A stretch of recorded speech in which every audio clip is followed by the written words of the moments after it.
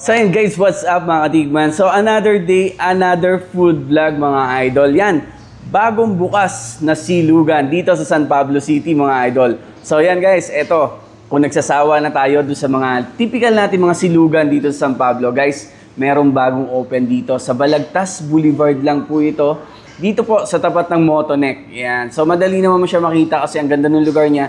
Maliwanag na maliwanag sa labas. Ano? So ito nag-open 11 a.m. to 2:30 in the morning. Yan. So yung mga gusto dyan mag late night food trip, ito yung para sa atin, di ba? So ngayon, sabay-sabay natin titingnan yung kanilang mga silog dito, mga idol. So nakakatuwa yung mga pangalan, guys. Ito, unahin na natin yung kanilang Bembang Silog. Yan. So bangus. Malaki siya, ha?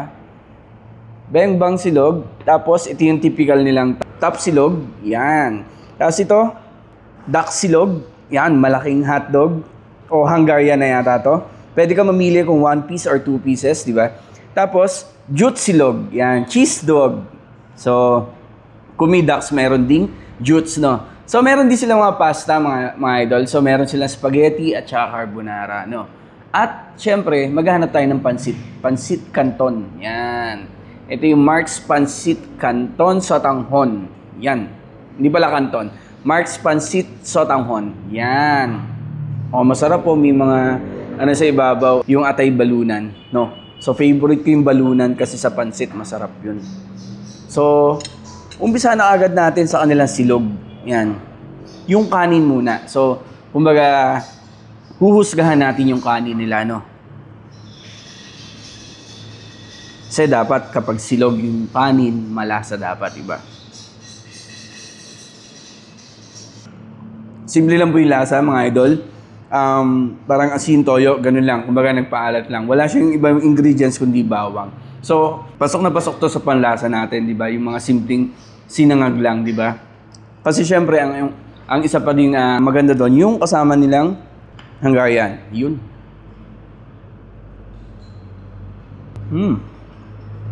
Maganda rin naman yung ganun lang yung kanin kasi para hindi ma-overpower yung lasa, di ba? So, tikman natin na may itlog.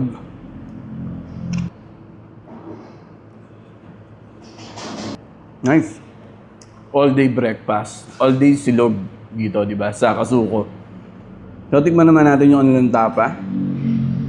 So, ang ganda ng kulay ng tapa nila. Parang pantay na pantay yung pagkakaluto.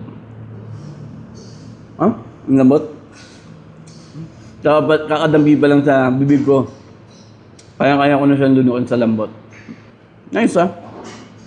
Lambot. Tapos ito, cheese dog. Malaking cheese dog niya, ha? So, hindi natin malalaman kung anong brand yun. Tapos, bangus. Laki ng bangus. Isang buo. Yan. Ngayon natin sa kanin. Breaded yung bangus nila, guys. Parang boneless pa nga yata, eh.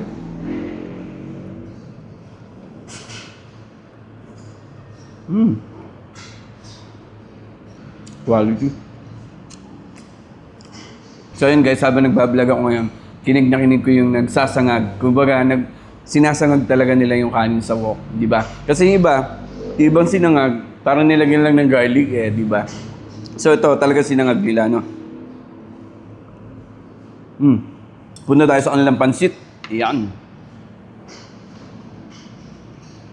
Pansit Sotanghon. Yan. Yun,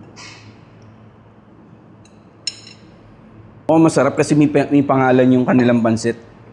Si Mark's. Yan. So siguro, recipe to ni Mark, di ba? Perfect bite.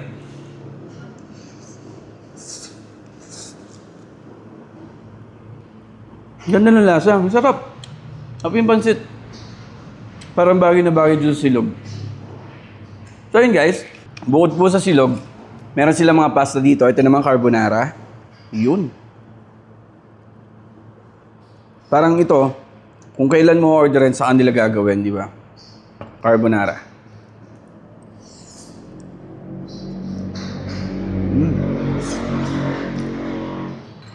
Freshly cooked talaga, alam mo yung bagong luto.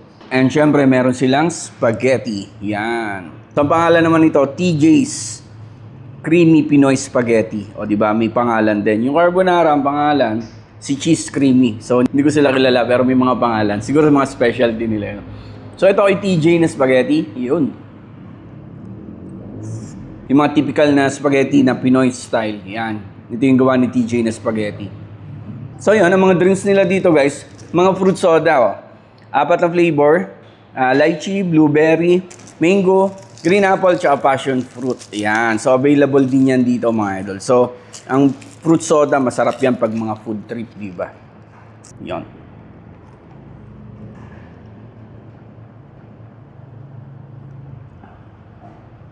Yun. Sa mga naghahanap po dyan ng bagong food tripan na silog. Yan, mga iba naman, di ba? Silog naman. So, mga naghahanap dyan, meron po ditong bagong bukas, dito lang po sa Balagtas Boulevard, Kasuko House of Silog. Kung bakit Kasuko, ibig sabihin po nun ay family sa Japanese. So, Japanese, medyo Japanese-inspired yung restaurant nila, no? So, yan guys, dito po located, Balagtas Boulevard, katapat lang po ni Motonek, yan. So, Balagtas Boulevard, San Pablo City. So, yan guys, puntahan nyo na, tikman nyo na rin yung mga silog nila. Yan. So, bagong panlasa ng silog, di ba? So, tikman nyo na rin. Thank you!